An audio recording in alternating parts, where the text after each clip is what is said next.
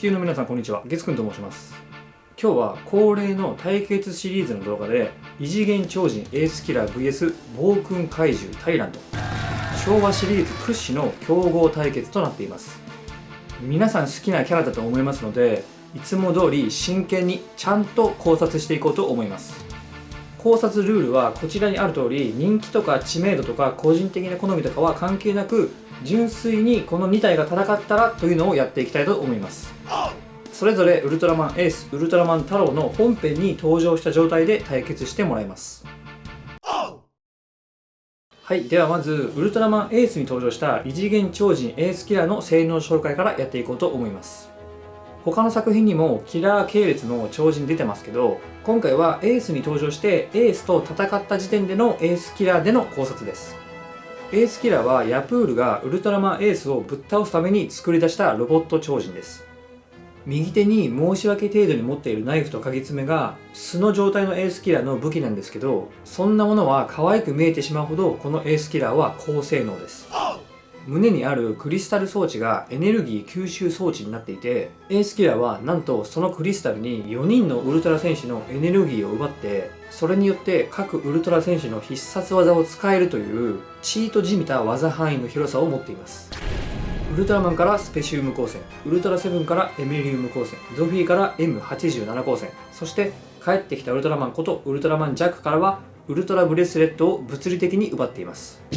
エースキラーのお披露目的な感じで、エースと同じ性能のエースロボットと戦ってメタリウム光線をフル無視して連続必殺技で圧勝して、その後本物のエースと戦った時も一時圧倒しました。メタリウム光線をフル無視できる防御力と耐久力と、近距離戦ではナイフと鍵爪、中遠距離戦ではウルトラ戦士からパクった必殺技という技範囲を誇る隙のない総合力が高い超人です。続いてはウルトラマンタロウに登場した暴君怪獣タイラントの性能紹介です。タイラントも後の作品にも多数出てますけど、タロウに登場した個体での考察です。タイラントはシーゴラス、イカルス星人、ベムスター、バラバ、ハンザギラン、レッドキング、キングクラブの各怪獣の強力なパーツで構成されている強豪合体怪獣です。このタイラントはなんとゾフィー、ウルトラマン、セブン、帰ってきたウルトラマン、エースの5人のウルトラマンを連続で撃破するというとんでもない実績を誇っています。攻撃面はエースを圧倒するほど強力な口から吐くデスファイヤー、セブンを倒した腹部から放射する冷凍ガス、手から出す光線でウルトラサインを無効化することができるなど強力な技を複数持っています。しかもバラバの両手の武器での攻撃、相手の動きを封じることもできて、近接戦闘での殴り合いもウルトラ戦士以上という圧倒的戦闘力を誇っています。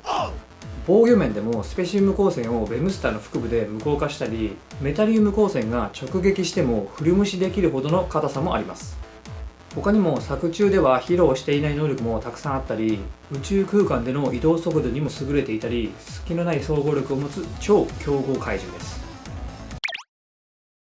はい、それではいよいよ戦闘開始です。まず最初に仕掛けたのはエースキラー。スペシウム光線からのメタリウム光線というウルトラ戦士の連続必殺技を放ちます。しかしスペシウム光線はベムスターの能力で完封されてしまいますが、エメリウム光線は直撃するんですが、タイラントのガチガチの防御力の前にほとんどダメージがありません。タイラントはデスファイヤーを放ち、それがエースキラーに直撃しますが、こちらもそれほど大きなダメージにはなりません。そこでタイラントは近づいて近距離戦を仕掛けます。鍵爪やナイフで応戦するエースキラーでしたが、徐々に押され始めてダメージも少しずつ蓄積されていきます。そこで一旦距離を取ったエースキラーは再び連続必殺技攻撃を仕掛けます。スペシウム光線、エメリウム光線、M87 光線を連続で放ち、スペシウム光線は再び腹部に吸収されてしまうものの、エメリウム光線と M87 光線がタイラントに直撃します。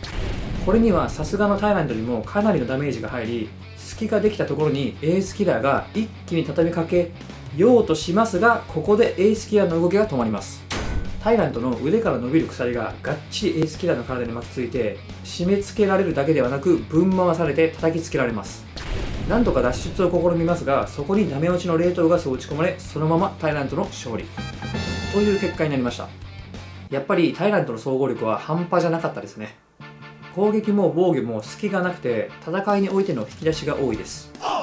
エースキラー側が勝つとしたらウルトラブレスレットの能力をどこまで引き出せるかということと、クリスタルからのエネルギー吸収が戦闘中というシビアなタイミングでも使えるのかということ、この2点の解釈設定次第で勝てる可能性があるかなといった感じだと思います。本編の中でウルトラブレスレットをジャックと同じように使いこなしていたり、敵の攻撃を瞬時に吸収して自分のものにするといったムーブは見せていなかったので、今回の考察ではそれはできないという過程で考察しましたけど、もしそれができるのであればエースキラー側にも勝機はあると思います。とは言ってもタイラントも本編では使っていない電撃とか毒とかいろいろまだ隠し持っている技もあるので、総合的にはやはりタイラントが有利かと思います。この対決シリーズたくさん対決させたいカードがあって、皆さんのコメントでも素晴らしいリクエストをたくさんいただいてるんですけど、なかなか動画を量産できない状態になっています。平成とかニュージェネの怪獣は能力の規模がえげつなくて考えるのが大変なんですけど、なんとか頑張っていこうと思います。最後までご視聴ありがとうございました。さよなら。